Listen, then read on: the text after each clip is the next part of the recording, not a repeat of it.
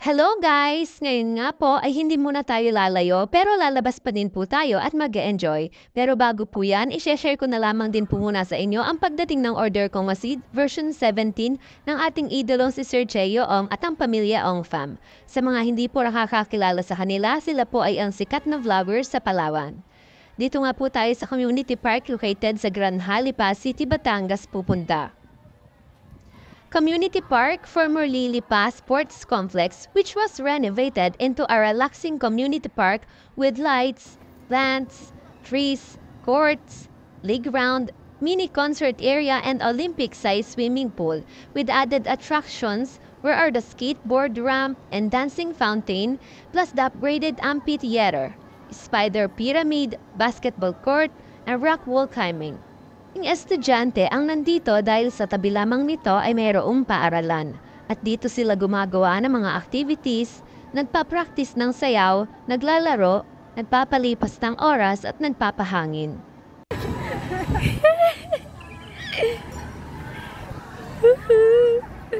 Say hi, ate!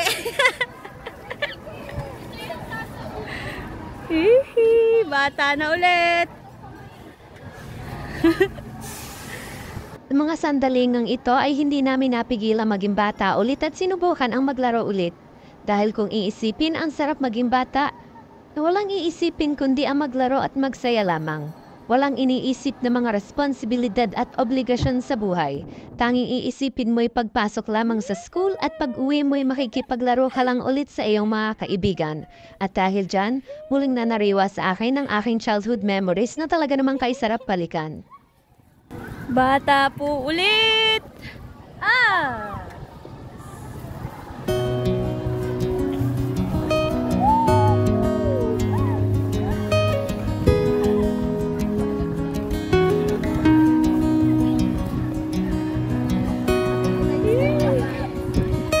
Walang entrance! Guess where? Kung saan?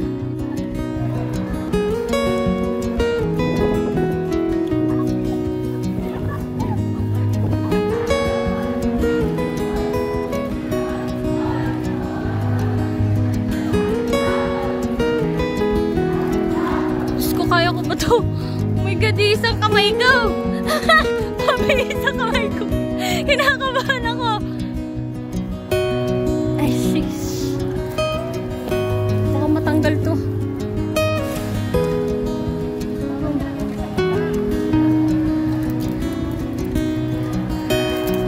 Oh my God. Oh my gosh. Isa lang yung kakakapit sa akin.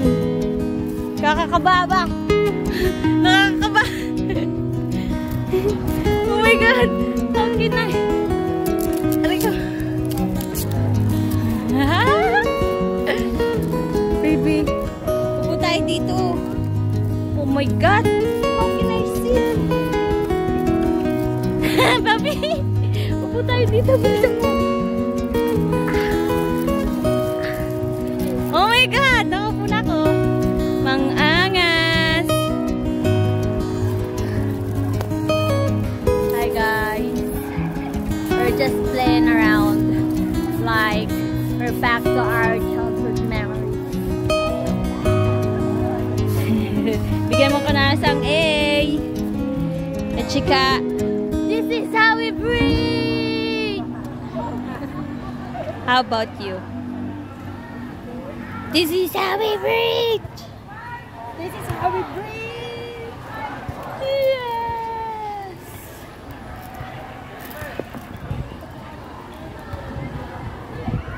Angas! Guys, so pwede kaming malaglag. Tapos ganito lang yung kinakapitan. Try ko kaya din yun. Akyat pala ako doon. Try natin yun. Dream ko yun eh. Unlock natin yung ano ko. Let's go! Let's go!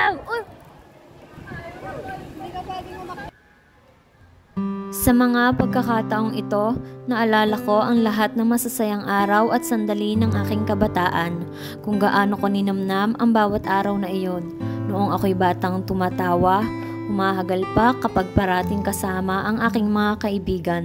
Tumatakbo kami sa kabukiran, umaakyat sa puno, nangunguha ng bayabas at mangga at doon sa taas ng puno, mauupo at kakain habang dinaramdam ang hampas ng presko at sariwang hangin. Pumupunta kami sa kagubatan at mga ngahoy at doon din kami maglalaro ng taguan at padamihan ng maiiuwing kahoy para hindi kami mapagalitan ng aming mga magulang. Magpapatintero sa karsada, tumbang preso, badminton, bike, harang gitna, touching ball, mangbabalibang ng paho at Indian mango at mangunguha ng sinturis. Hindi namin afford ang soft drinks and snacks noon kaya sa prutas kami nabubusog. Kaya naman healthy kami kung iisipin kesa sa mga bata sa panahon ngayon. Sa bawat pagkadapa at sugad na nakukuha namin ay hindi namin iniinda at babangon lamang ulit kami para ituloy ang laro.